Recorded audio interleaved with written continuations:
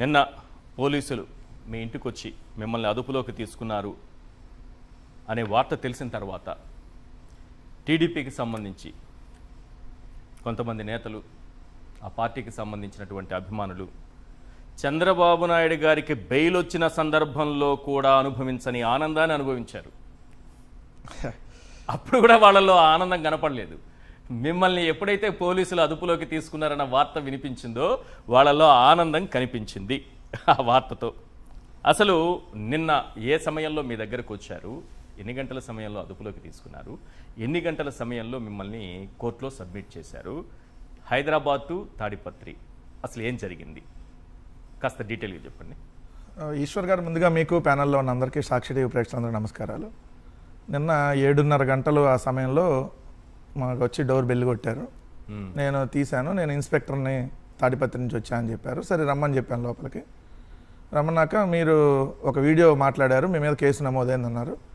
ఏంటి వీడియో అంటే, అది పరకామణి చోరీలో ఎవరైతే సాక్షిగా ఉన్నటువంటి సతీష్ కుమార్ హత్య జరిగింది, సతీష్ కుమార్ అనే అతను ఆత్మహత్య చేసుకున్నాడు, అది ప్రభుత్వ హత్యగా భావిస్తున్నామని మాట్లాడినటువంటి వీడియో. సో ఈ వీడియో కంప్లైంట్ ఇచ్చారంటే, ఎవరు కంప్లైంట్ ఇచ్చారంటే చెప్పలేదు. సో ఎఫ్ఐఆర్ ఉందంటే చెప్పలేదు. సరే ఇప్పుడు మరి దేనికి ఇప్పుడు నా దగ్గరికి వచ్చారు, మరి విచారణకైతే నోటీస్ ఇవ్వండి అని అడిగాను. నోటీస్ కూడా ఏం తీసుకొని రాలా. వాళ్ళు క్లియర్గా చెప్పింది ఏంటంటే, మీ దగ్గర స్టేట్మెంట్ తీసుకోవడానికి వచ్చాం అన్నారు. ఓకే, నా దగ్గర స్టేట్మెంట్ తీసుకోవడానికి మీరు వస్తే దేనికి, ఎవరు పెట్టారు, ఏ సెక్షన్ల కింద పెట్టారు, ఏం కంప్లైంట్, వాళ్ళు ఇచ్చిన కంప్లైంట్ ఏందో నేను తెలుసుకున్నాక కదా నేను స్టేట్మెంట్ ఇవ్వాల్సింది అని నేను అన్నా. లేదు, ఈ వీడియోలో మీరు మాట్లాడిన దాని మీద స్టేట్మెంట్ ఇవ్వండి అన్నారు. ఓకే, సో స్టేట్మెంట్ ఇవ్వడానికి రెడీ అన్నా. స్టేట్మెంట్ తీసుకున్నారు. కొద్దిగా అంటే ఏం తీసుకున్నారు అంటే, దీనికి సంబంధించి మీరు ఏ ఆధారంతో మాట్లాడారు ఏంటి అనే దాన్ని తీసుకున్నాక ఈలో ఫోన్లు వస్తూ ఉన్నాయి ఉన్నతాధికారుల నుంచి.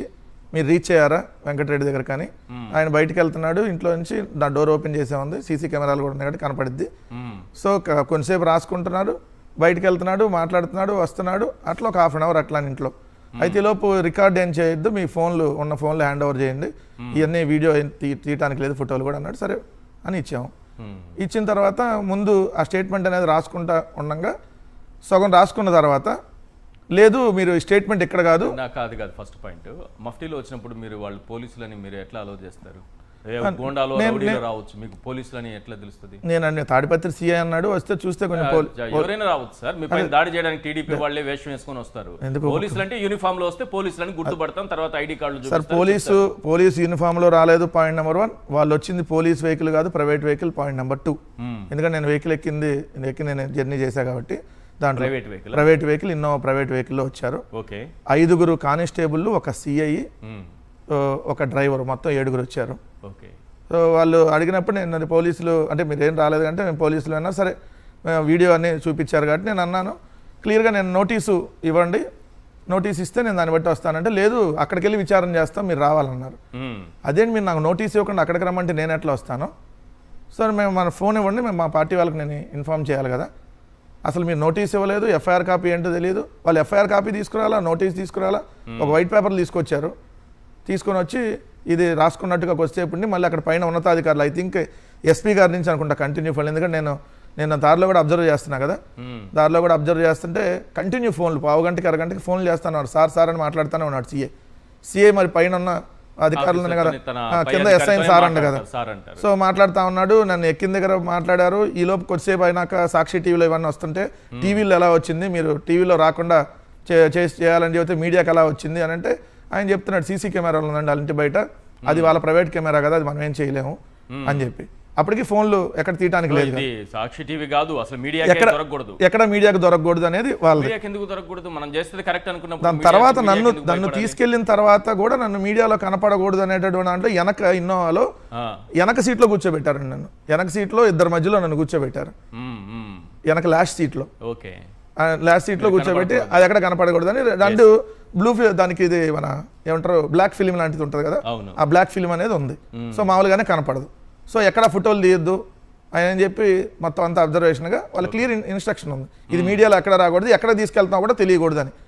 సో దారిలో అంతా చాలా స్లోగా తీసుకుని వెళ్ళారు. మామూలుగా అయితే ఇన్నోవా మీకు తెలుసు 130, 140 స్పీడ్లో పడుతుంది. లేదా 80-90 స్పీడ్లో నిదానంగా అది రాత్రికో తెల్లారికో తీసుకెళ్లాలన్న కోణంలో నిదానంగా తీసుకెళ్తా ఉన్నారు. తీసుకువెళ్ళిన తర్వాత మనం తీసుకెళ్తా ఉంది తాడిపత్రి. నాకు చెప్పింది. అక్కడ గుత్తి నుంచి లెఫ్ట్కి తాడిపత్రి అలా వెళ్తే రైట్ సైడ్కి తిప్పారు. రైట్ సైడ్ అంతా గొంతకల్. నాకేం భయం లేదు సార్, ప్రిపేర్ అయి ఉన్నా కాబట్టి.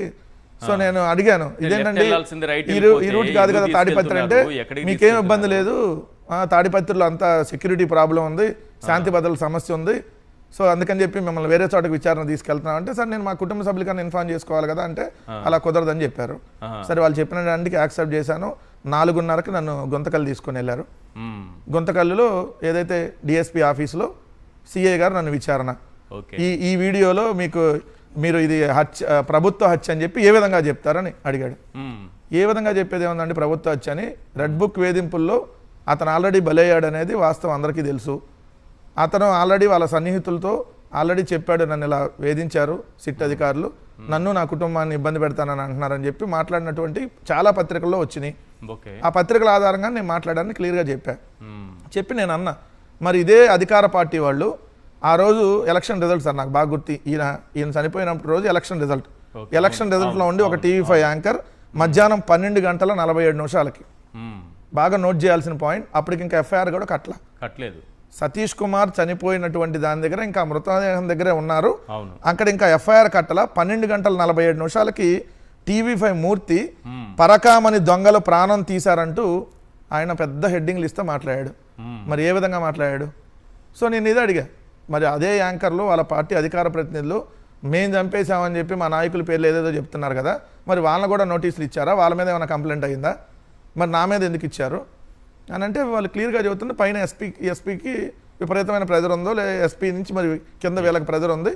సో తెలుగుదేశం పార్టీకి సంబంధించినటువంటి ఒక నాయకుడు కంప్లైంట్ ఇచ్చాడు అనేది తర్వాత మనకు తెలిసినటువంటి సమాచారం. ఎఫ్ఐఆర్ కట్టింది, కంప్లైంట్ ఇచ్చింది ఒకే సమయం. ఎఫ్ఐఆర్ కట్టిన 5 నిమిషాలకు పోలీసులు బయలుదేరారు. ఓకే, కంప్లైంట్ ఇట్లా తీసుకోవడం, ఇట్లా ఎఫ్ఐఆర్ నోట్ చేయడం. సార్ నిన్న 18వ తారీఖు రెడీగానే ఉందా? 17వ తారీఖు సాయంత్రం వెహికల్ కూడా ముందు పిలిపించేశారు. కంప్లైంట్ ఇచ్చే వ్యక్తి వచ్చాడు, రావడానికి వెహికల్ రెడీగా ఉంది, డీజిల్ కూడా ఫుల్ గా నింపుకొని 17వ తారీఖు సాయంత్రం 7:30 గంటలకు ఎఫ్ఐఆర్ కట్టారు. నన్ను A1, A2 జగనన్న కనెక్ట్స్ అని Twitter page. Okay, so A1 గా నన్ను, A2 గా ఇది తెలుగుదేశం పార్టీ నాయకుడు కంప్లైంట్ ఇచ్చాడని చెప్పి ఎఫ్ఐఆర్ కట్టారు. ఆ ఎఫ్ఐఆర్ కాపీ నాకు ఇవ్వలేదు. నా తర్వాత ఎప్పుడైతే సాయంత్రం మాకు లాయర్లు వచ్చారో లాయర్ల దగ్గర నేను అప్పుడు ఎఫ్ఐఆర్ కాపీ చూడటం జరిగింది.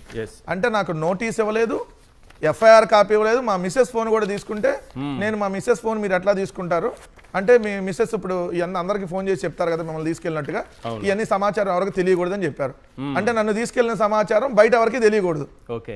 అంటే మా మిస్సెస్ ఫోన్ వింటే నన్ను బయటికి వెళ్ళిపోగానే మా మిస్సెస్ మా పార్టీ నాయకులకి వాళ్ళందరికీ సన్నిహితులకి ఫోన్ చేసి చెప్తారు కదా ఇట్లా మా ఆయన పోలీసులు తీసుకెళ్లారని. అప్పుడు వైఎస్ఆర్ కాంగ్రెస్ పార్టీ అంతా బయటకు వస్తుంది కదా, అన్ని టీవీ ఛానల్కి వస్తాయి కదా. అందుకని మా మిస్సెస్ ఫోన్ కూడా తీసుకొని బయలుదేరుతుంటే నేను సిఐ గారికి చెప్పాను, మీరు మా మిస్సెస్ ఫోన్ ఇస్తేనే నేను వస్తా, లేకపోతే రాను. మా మిస్సెస్ ఫోన్తో మీకేంటంటే పని? ఇప్పుడు మీ ఇంటికి వచ్చి మిమ్మల్ని అరెస్ట్ చేస్తానంటే మీ ఆవిడ ఫోన్ తీసుకొని మీ ఆవిడ కూడా తీసుకెళ్తారు ఎంక్వైరీ కానీ నేను అడిగా గట్టిగానే అడిగితే, అందుకని తెలుగుదేశం పార్టీ వాళ్ళు పత్రికలు వేరే రకంగా ట్రోల్ చేస్తున్నారు. సో అది వాళ్ళకి సిగ్గు సరం లేదనుకోండి, అది వేరే విషయం, వాళ్ళ గురించి డిస్కస్ చేయదలుచుకోవాలా. సో నేను క్లియర్గా అడుగుతుంది ఏంటంటే, ఒక బాధ్యత కలిగినటువంటి ప్రతిపక్ష పార్టీగా మేము క్వశ్చన్ చేసేటటువంటి రైట్ ఉంటుంది. మేము ఇదిగో పలానా ప్రభుత్వ హత్య అని మీరు అనడం కరెక్ట్ అనుకుంటున్నారా? వాళ్ళైతే అంటారు. మేము చంద్రబాబు వెనక కొన్ని thumbnails ఉన్నాయి, గమనించారా? చూశాను సార్. ఇప్పుడు మేము చంద్రబాబు నాయుడు గారు, లోకేష్ గారు, ఇంకోళ్ళ పేరు ఎక్కడ అనలేదు కదా. ఎందుకంటే ఇది రెడ్ బుక్ వేధింపుల వల్ల అతను ఆత్మహత్య చేసుకున్నాడు అనేది. ఎందుకంటే పోలీసులు ఏదైతే స్టార్టింగ్లో వాళ్ళు చెప్పింది ఇది ఆత్మహత్య అని చెప్పారు.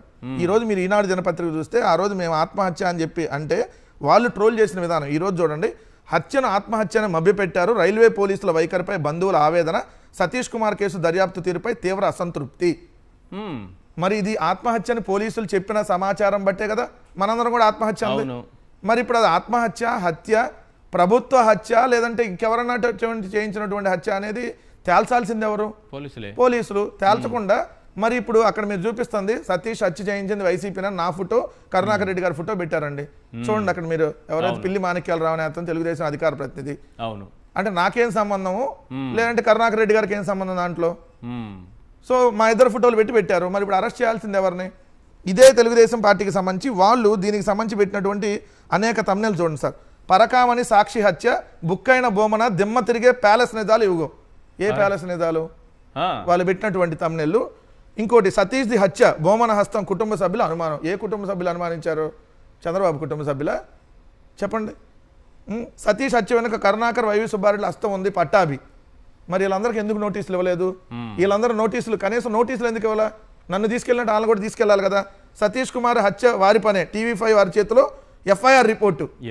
ఏది ఎఫ్ఐఆర్ లో వీళ్ళకి తెలిసిపోయింది ఎవరు చంపేశాడు. ఎఫ్ఐఆర్ రిపోర్ట్ బట్టి వీళ్ళు చెప్పేశారు. ఎఫ్ఐఆర్ బట్టి తెలిసిపోతుందా? అదే కదా కామెంట్ చూడండి. కాదు సార్, జ్ఞానం ఏమైనా సతీష్ కుమార్ హత్య వారి పనే, టీవీ5 చేతిలో ఎఫ్ఐఆర్ రిపోర్ట్. మరి టీవీ5 వాళ్ళని కదా తీసుకుని వెళ్ళి ముందు అరెస్ట్ చేయాల్సింది. వాళ్ళని కూడా నాలాగా తీసుకెళ్ళాలి. కాపీ నా దగ్గర కూడా ఉంది. మరి ఎఫ్ఐఆర్ కాపీలు ఎట్లా తెలిసింది అది హత్య ఆత్మహత్య అని?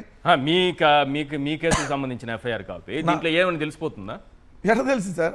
ఎవరో కంప్లైంట్ ఇచ్చిన దాన్ని బట్టి ఎఫ్ఐఆర్ కడతారు. అయితే క్లియర్ గా నా దాంట్లో నిన్న గౌరవ మేజిస్ట్రేట్ గారు ఇన్ఫర్మేషన్ ప్రాథమిక సమాచారం సార్ నా మీద వాళ్ళు చేసినటువంటి ఎలిగేషను, నేను అనేక రకాల ఇలాంటి వివాదాల్లో నేను దూర్చి ప్రభుత్వాన్ని డ్యామేజ్ చేసి ఈ రాష్ట్రంలో శాంతి భద్రతల సమస్య, కులాల మధ్య ఘర్షణ, మతాల మధ్య ఘర్షణ ఇన్ని చెలరేగిస్తున్నానంట. ఒకసారి కాదంట, నాకు రోజు ఇదే పని అంట. ఏది ఆ సిఐ గారు అక్కడ వాదిచ్చారు. సిఐ గారు వాదిస్తే అసలు మీరు ఎఫ్ఐఆర్ ఎప్పుడు కట్టారని అడిగారు మేజిస్ట్రేట్ గారు. ఓకే, నిన్న కట్టామండి అన్నాడు. నిన్న కట్టి వాళ్ళు అరెస్ట్ చేశారా అన్నాడు. చేసామండి అన్నాడు. మరి ప్రాథమిక విచారణ ఎప్పుడు చేశారన్నారు. చేయలేదండి అన్నాడు. సుప్రీంకోర్టు తీర్పు మీకు తెలియదా అన్నాడు. ఆయన ఏం మాట్లాడలా. అంతా అటెండర్ గారి దగ్గర నుంచి బుక్ తెప్పించి సుప్రీంకోర్టు ఒక కేసు ఎప్పుడన్నా ఎవరన్నా కంప్లైంట్ ఇస్తే 14 రోజుల్లోపు డిఎస్పీ గారితో విచారణ చేసి మాత్రమే నిజం ఉంటేనే ఎఫ్ఐఆర్ కట్టమంది. మీరు అసలు ప్రాథమిక విచారణ చేయకుండా ఎఫ్ఐఆర్ ఎట్ట కట్టారని అడిగారు. ఓకే, పాయింట్ నెంబర్ 1 అక్కడ సగం తేలిపోయారు. రెండో ప్రశ్న వచ్చేటప్పటికి క్లియర్గా ఈ సెక్షన్లు బెయిలబుల్ సెక్షన్లా నాన్ బెయిలబుల్ సెక్షన్లా అని అడిగారు. మా లాయర్లు ఏదైతే ఇది బెయిలబుల్ సెక్షన్లు అని చెప్పి మొత్తం ఎక్స్ప్లెయిన్ చేశారు ఏ సెక్షన్ బెయిలబుల్ అని. సో దాని తర్వాత ఈయన మీరు రిమాండ్ ఎందుకు అడుగుతున్నారు, నన్ను రిమాండ్కి ఇవ్వాలని అడిగారు. అవును, అసలు ఇది బెయిలబుల్ సెక్షన్ రిమాండ్ ఎందుకు అడుగుతున్నారంటే ఈయన మల్టిపుల్ టైమ్స్ ఇలాంటివన్నీ ఎవిడెన్స్ లేనివన్నీ మాట్లాడి ప్రభుత్వాన్ని కావాలని డ్యామేజ్ చేస్తూ ప్రభుత్వ ప్రతిష్టను దెబ్బతీస్తా ఉన్నారు. మొన్న ఈ మధ్య ఇంకో నోటీస్ ఇచ్చాము. నోటీస్ ఇస్తే కూడా ఆ నోటీస్లో కూడా వెళ్ళి విచారణకి వెళ్ళి మళ్ళీ ఇట్టానే మళ్ళీ ఇదే ఎలిగేషన్ చేస్తున్నారు. సో అని చెప్పి అందుకని ఆయనకి రిమాండ్కి ఇస్తే A1 వెంకటరెడ్డి అంటే అక్యూజ్డ్ 1 ఇక్కడే ఉన్నాడు కాబట్టి ఆయన రిమాండ్కి ఇస్తే మేము కస్టడీకి తీసుకొని A2గా ఉన్న జగనన్న కనెక్ట్స్ ఎవరితో తేలుస్తాము, మీరు రిమోట్ ఇవ్వమంటే ఇప్పటికైతే బెయిల్ ఇస్తున్నావులే కానీ కండిషన్స్తో కూడింది, నెక్స్ట్ టైం అయినా ఎఫ్ఐఆర్ సరిగా కట్టండి అని చెప్పారు. ఎఫ్ఐఆర్ నెక్స్ట్ టైం అయినా సరిగా కట్టండి అని చెప్పారు. అంటే ఇదంతా ఒక సిఐదనే కాదు సార్, పైన ఉన్నటువంటి ఎస్పీ నుంచి తీవ్రమైనటువంటి ఒత్తిడి. ఖచ్చితంగా నన్ను ఈ కేసులో అరెస్ట్ చేసి రిమాండ్ విధించాలి. రిమాండ్ విధించిన తర్వాత మళ్ళీ 3-4 చోట్ల ఆల్రెడీ కేసులు రెడీ చేసి పెట్టారు. పీటీ వారెంట్లకు నన్ను తిప్పాలి. అలా ఒక నెల రోజులు అలా తిప్పాలనేటువంటి ప్రయత్నం. సరే వాళ్ళైతే వాళ్ళు సక్సెస్ కాల గౌరవ మేజిస్ట్రేట్ గారు కొట్టేశారు. మరి ఈ రకాలు ఈసారి ఇంక ఎన్ని కేసులు పెడతారో ఎన్ని రకాల సెక్షన్లు యాడ్ చేస్తారో అది తెలియదు. వాటికైతే మెంటల్గా ప్రిపేర్ అయి ఉన్నాం.